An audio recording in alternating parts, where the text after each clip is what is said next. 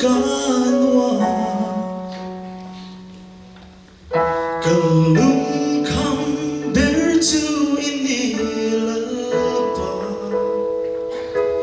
iboy pekan niturin min siang vero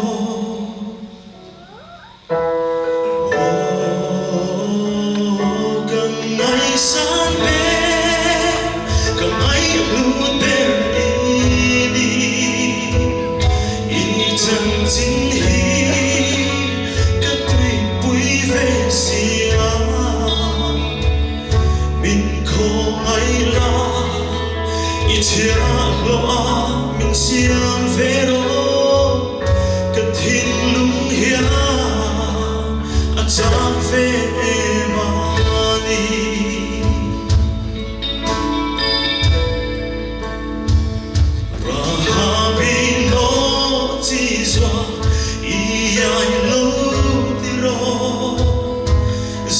Pesado ramri sao saka min na ong tok tu isya he tak sahi irong bol na min mang vero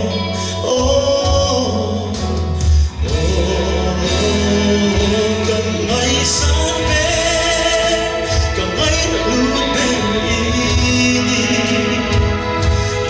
chân chính hi cất tùy bụi về xia mình khô ngay la ít chia lo mình xiang về đó cất thiên lung hia achang về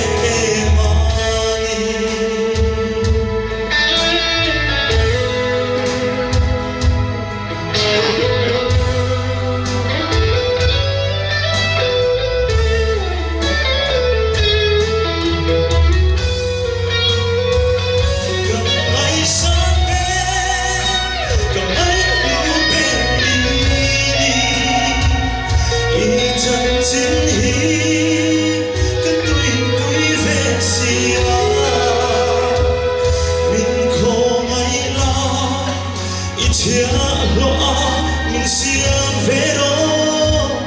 cất thiên lung hia achang về mani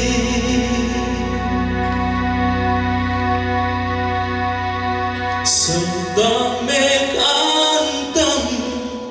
trần bụi ngay rum ri ne an tan ra tâm tak chua căng ngom về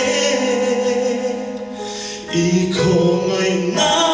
hian đi mình để mà suy lâu tan choan cậu về mà đi phục lắm tâm số